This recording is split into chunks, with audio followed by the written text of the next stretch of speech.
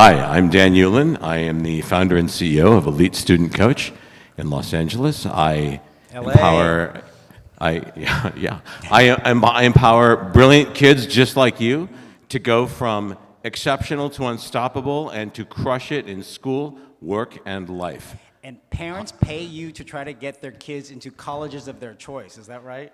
Absolutely. To elite colleges of their choice. And I don't define elite just by Ivy League colleges. I define elite and top tier schools by the schools that are elite and top tier as you choose them. Yes? All right. So normally he charges families quite a bit of money for this expertise. I do. And you're worth every penny. Yes, I am. Yes, he is. So we have a few minutes where we have an open forum for you to ask Dan anything and see if you can get a bit of free advice from Dan. Questions, anyone? Anyone who's applying to university? Who wants to apply to university and needs some advice?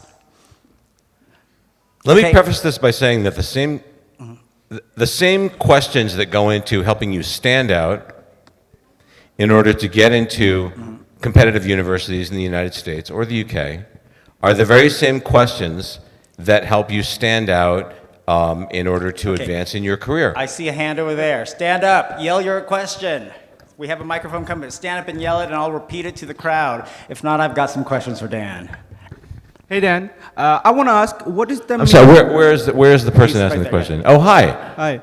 Hi. So my question is, what is the minimum required CGPA or maybe skill set to get a master's degree in the required university you are offering? I'm sorry, I didn't hear the question. Could you slow down when you say that so that we can understand the question Sorry, better? so my question is, what is the minimal requirement of CGPA or maybe skill set for getting that required degree in the my desired university in the Los Angeles or wherever you're offering? Okay, let me lean into that a little bit. What's your name, first of all? Asad. Hi, Asad, nice to meet you. And what is it that you're studying? What is your field of study? Computer science. Computer science. Comp sci. Okay, and you are already an undergrad, so you're applying for a master's degree or an advanced degree, is that correct? Yeah. Okay, and you want to go from a Pakistani university here to a degree program in the United States, is that correct? Yes. Okay, so you have to complete whatever the minimum requirements are as an undergraduate. Yes, you're going to a four-year university here. And do you have a school or a series of schools in mind in the United States that you would like to apply to for a master's or a doctoral degree? Yeah, first of all, University of California and Export also. Okay, and the UCs, and I live in Los Angeles, the UCs are a series of schools. So University of California, I assume you're talking UCLA or UC Berkeley or UC Davis, one of those schools? No, I don't have research there. Okay, so just any of the UCs. Okay. So let me explain how the UCs work.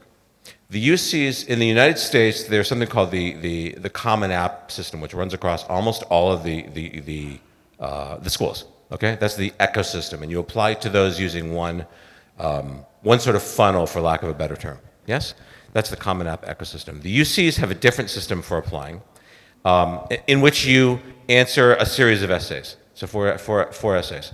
So you need to.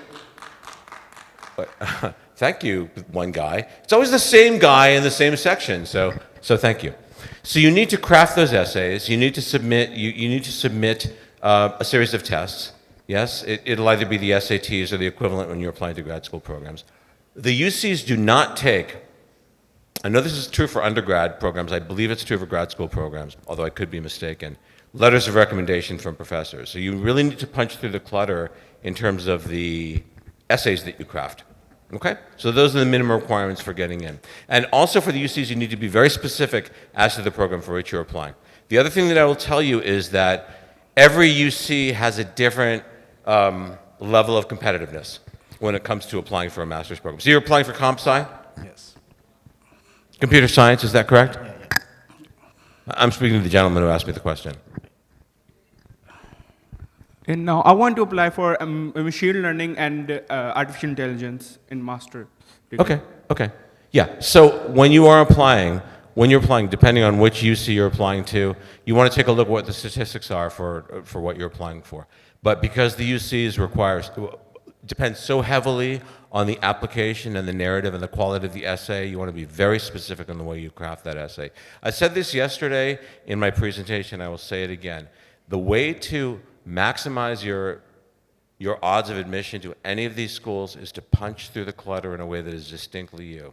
And the way that you do that is by telling a story that is uniquely yours, that could not have been told by anybody else in that specific way.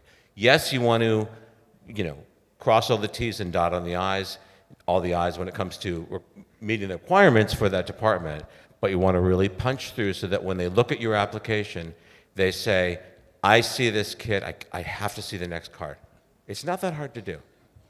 Meet me later on, I can tell you about that. And by the way, Dennis, what is the proper name? This is Dennis Yu, by the way. Let's give him a big hand. Hey, Dennis. Dennis is just so extraordinary. Love your hat, so Dennis. It's so extraordinary, and I love your incredible chapeau there. What is the name of the new Facebook group that I have started specifically for this trip? Okay. I started yesterday. This was a gift to all of you who attended. How many of you attended my session yesterday? One person. Okay, that's awesome. Well, it's a mighty crowd of one. I started a Facebook group specifically for this tribe. Anybody who is here at FutureVest is free to join this Facebook group. And the reason I started this, I think it's called Dan Ullin Young Leaders going. Success Circle. Give me a sec. Okay, Keep all right, talking. I'm going to give We'll Dennis get a to it. second. Okay. The reason I started this group, and I'll give you the name of that in a second, please come and join that, was so that, although I do deal with parents, yes, very high net worth parents around the world who pay me very handsomely, deep six figures American dollars, between starting at $100,000 on to help their kids get into these schools and crush it in work and life, schoolwork and life and beyond. College and grad school are just a byproduct of the program. I want to give you guys the value of that so that you can get into this Facebook group and I can help answer any of those questions. Is that fair enough? Would you like a gift worth $100,000 or $200,000? We would. Challenge accepted. Let me hear that. I mean, I'm just hearing kind of like, yeah. Let me hear yeah. Accepted. Yeah, Dan. Can I hear yeah, Dan? Yes. I'm here to be of Dan, service to you. I love Pakistan. It's my first time here. Okay, Dan, great. I have a question for you. Yes. What's the biggest mistake you see students and parents make when they're preparing for applying for university or grad school? It's a great question, Jimmy. Here's the answer to that question. The most common mistake that I see parents and kids make when applying to ultra-competitive schools, and I'm talking about the top 100 schools across the U.S., the Ivies and the UCs and the Michigans and all of those schools, is relying solely on grades and test scores and thinking that because I've gotten all A's and I've maxed out, say on the SATs, at which you can max out at 1600, that's going to be enough to get me in. Now, believe me, I realize that when you get such grades, when you get all A's and when you get 1500s on those, that's a big accomplishment, and you should be commended for that. But everybody's getting those, particularly for the STEM classes. You need to, again, and I've said this before, punch through the clutter. Make yourself heard and stand out. Yesterday's thing was all about leaning into the things that you know you're good at, and leaning into the things that scare you, right? The things that you want to. If you're afraid of writing, lean into the writing.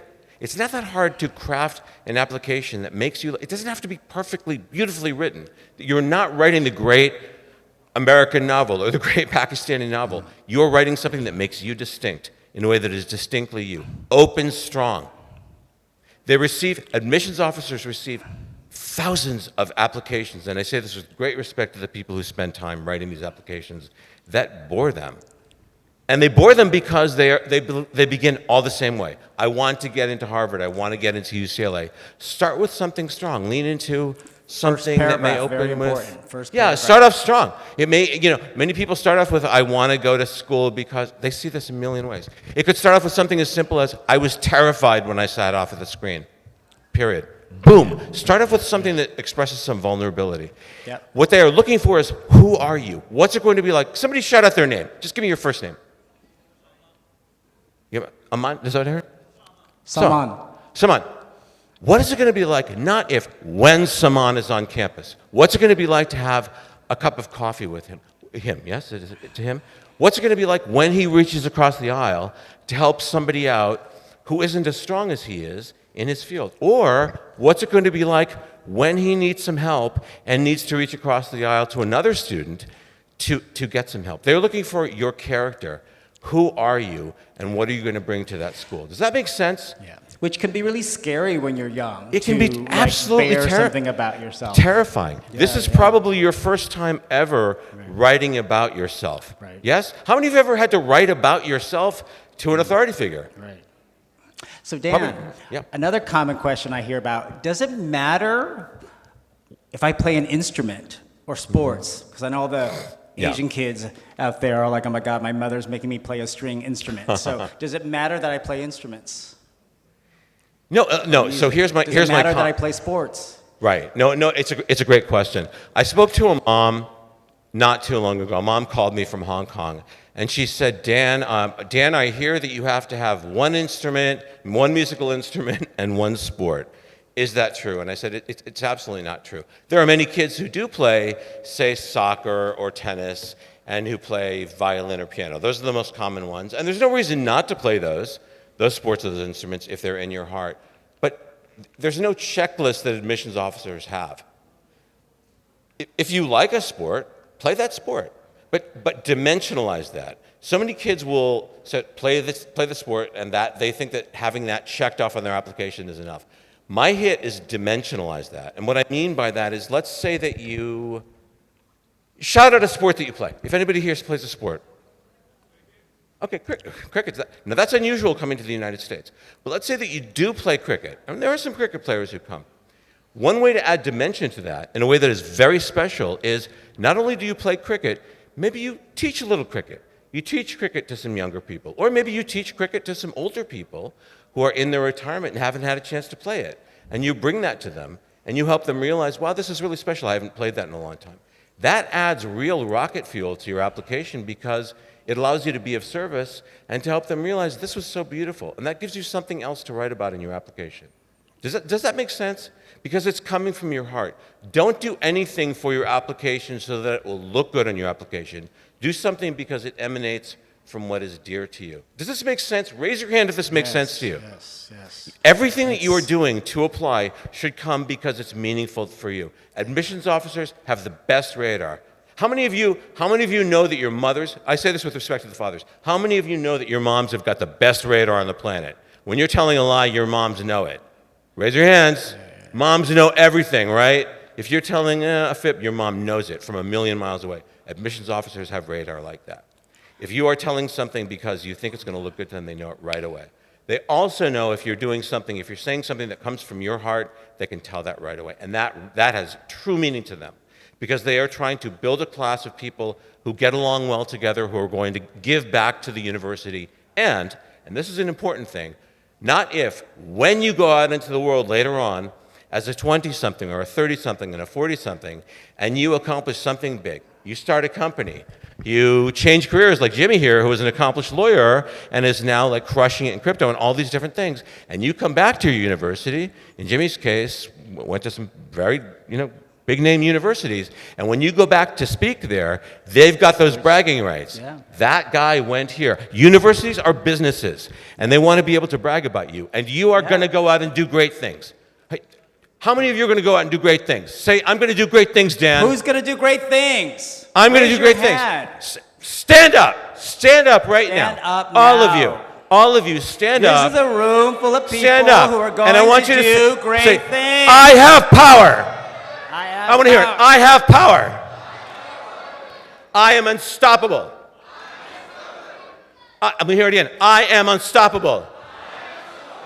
Yeah, absolutely. I am going to do great things with my life. Okay. Please be seated. Please be seated. Give yourselves a big hand. Yay! And I will tell you something else. The way that here's the real secret. The way that we do great things is by doing great things for other people. Perhaps the greatest speaker in the world, Zig Ziglar, who was probably the greatest speaker trainer ever, said, you can have anything you want in life. Time over. My time is over. Let's finish by saying this. Said, you can have anything you want in life if you help other people get what you want. Does that make sense? You can have anything you want in life by helping other people get what they want in life. Do you have something to give somebody else? I didn't hear that. Do you have something you can give to somebody else? Are you ready to give it? I'm ready to give it, Dan. Louder. I'm ready to give it to Dan. Oh, come on. You got- No, come on, Pakistan. Let me hear You it. can do that. I'm ready to give. I'm ready to give it. You people are awesome. We are all the authors of our own lives. Go write a beautiful story. Thank you so much. I hope our paths cross again, inshallah. Give it up for Dan Ullin. Thank you for this impromptu AMA.